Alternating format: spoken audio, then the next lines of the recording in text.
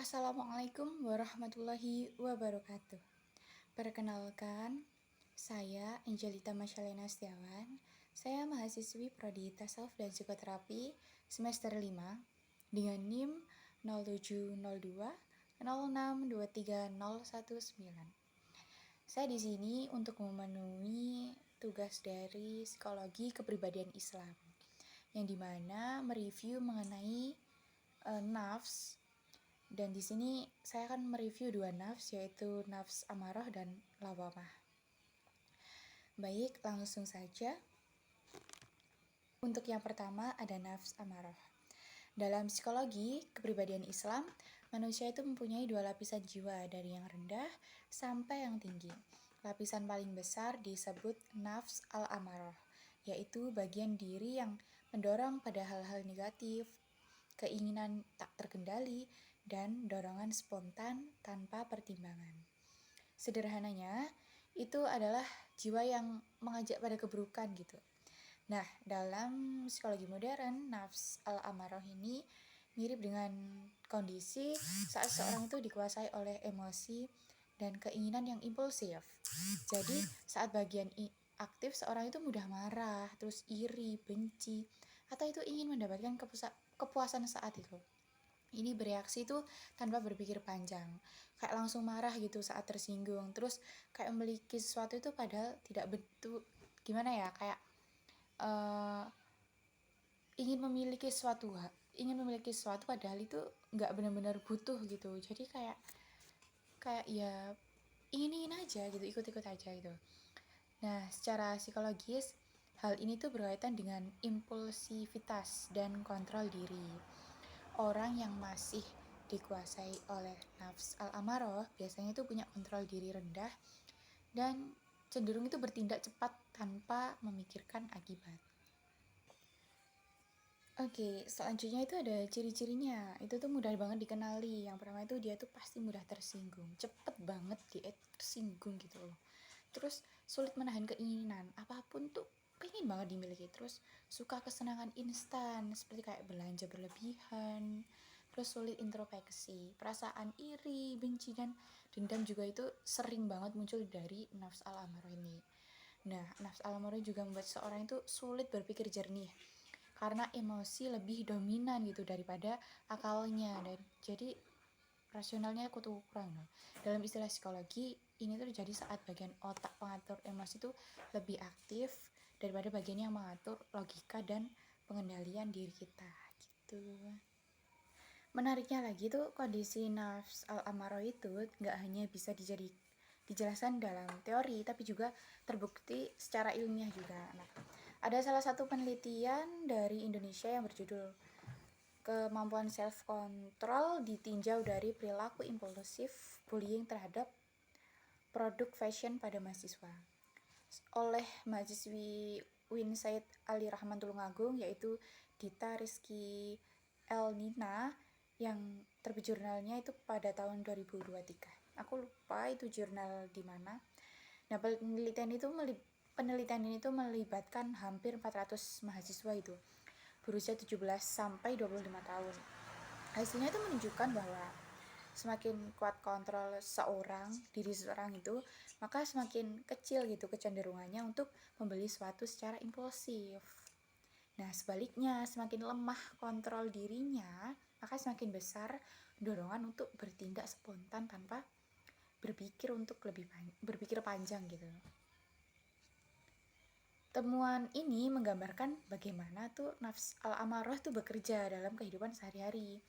Saat seseorang dikuasai keinginan emosional, misalnya nih, ingin membeli barang hanya karena tren atau iri pada orang lain, terus akal sehatnya itu melemah dan emosi itu mengambil alih gitu. Inilah itu yang menjadi ciri khas jiwa yang masih berada pada titik nafs al-amarah. Dari sisi psikologi Islam, ini tuh juga menunjukkan bahwa nafs al-amarah itu bukan sekedar konsep spiritual, tapi juga berkaitan dengan erat dengan kondisi psikologis gitu. Jadi dorongan instan, keinginan cepat, dan lemahnya pengendalian diri itu tanda jiwa yang belum mateng banget secara emosional maupun moral. Jadi kondisi seperti ini tuh bisa terjadi pada siapa aja, terutama saat kita itu stres atau lelah.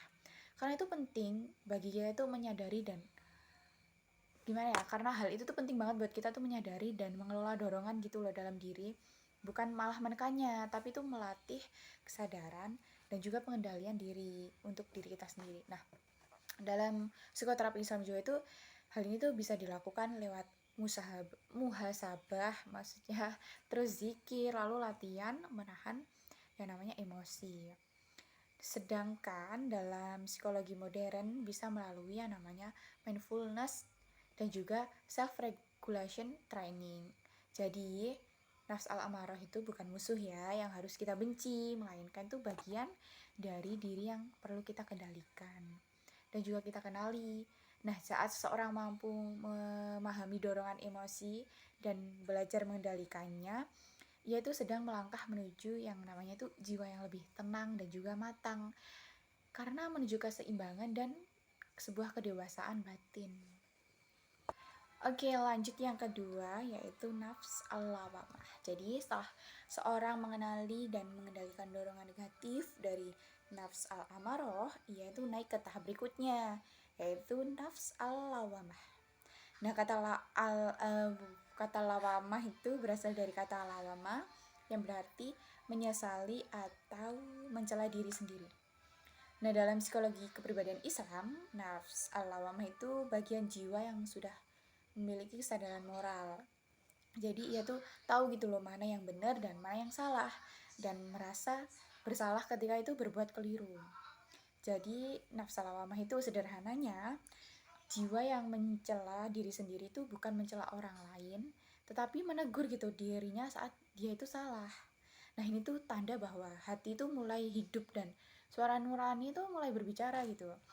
Nah, pada tahap ini manusia tuh belum sepenuhnya tenang sih, seperti nafs al-mutamainah, tapi juga tidak seburuk nafs al-amarah. Ia berada di tengah-tengah gitu, yang berjuang antara dorongan buruk dan keinginan untuk memperbaiki diri. Nah, dalam psikologi modern, keadaan ini tuh mirip dengan munculnya kesadaran diri dan kontrol moral internal. Jadi seseorang mulai mengalami konflik batin saat tindakannya itu tidak sesuai dengan nilai yang ia yakini. Ia itu mungkin masih berbuat salah ya, tapi tidak lagi merasa nyaman dengan kesalahan itu. Ada ciri-cirinya. Ciri-cirinya itu antara lain seperti kayak muncul rasa bersalah atau menyesal saat setelah berbuat salah gitu. Lalu mulai mampu refleksi diri dengan bertanya, kenapa kok aku melakukan itu ya? Ada apa ya? Gitu, kayak bertanya gitu. Dan adanya pergelutan batin antara emosi dan nilai moral. Misalnya kayak ingin marah, tapi hatinya itu menahan dan berkata kayak, enggak kok, enggak seharusnya aku tuh marah kayak gini, aku enggak apa-apa gitu, kayak gitu. Jadi tahap ini tuh penting karena menjadi jembatan menuju kematangan emosional dan spiritual. Nah, di sini seorang itu mulai berani mengakui kesalahannya, terus berusaha gitu untuk memperbaiki diri. Jadi bukan lagi kayak membenarkan diri seperti pada tahap sebelumnya, tapi dalam psikologi kondisi ini tuh sejalan gitu loh dengan konsep self regulation dan moral emotion. Rasa bersalah atau malu itu saat berbuat salah justru itu menjadi hal positif, karena kedua emosi ini tuh kayak mendorong seseorang untuk berubah dan menjadi lebih baik.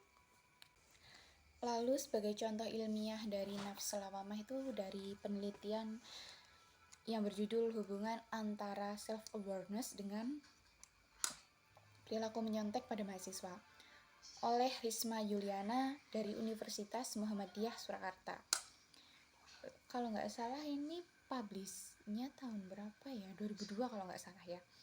Penelitian itu melibatkan 120 mahasiswa aktif dan bertujuan melihat apakah tingkat kesadaran diri berpengaruh terhadap perilaku menyontek gitu saat ujian. Jadi hasilnya itu menunjukkan bahwa semakin tinggi self awareness, semakin kecil kemungkinan seseorang itu berbuat curang.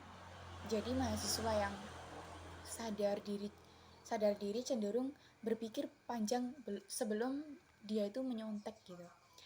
Karena hatinya itu menolak hal yang melanggar nilai moralnya. Sebaliknya, dengan mahasiswa dengan kesadaran diri rendah, lebih mudah banget untuk tergoda dalam hal menyontek karena tidak ada konflik batin yang menahan tindakannya tersebut. Temuan ini juga menggambarkan loh bahwa nafs lawamah itu bekerja,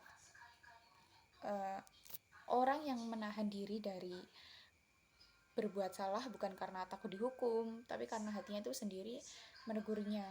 Ia sadar gitu bahwa tindakannya itu salah dan rasa bersalah itu membuatnya berhenti. Jadi inilah jiwa mencela diri sendiri. Yang dimaksud jiwa mencela diri sendiri itu seperti itu. Jadi bukan karena tekanan dari luar ya, melainkan karena kesadaran dari dirinya sendiri. Nah, dari psikologi kondisi ini tuh sejalan dengan teori self regulation dan moral development dari Laurence Colbert. Individu itu yang sudah memiliki kesadaran moral internal tidak lagi berbuat baik karena takut dihukum, tapi karena ia tahu mana yang benar.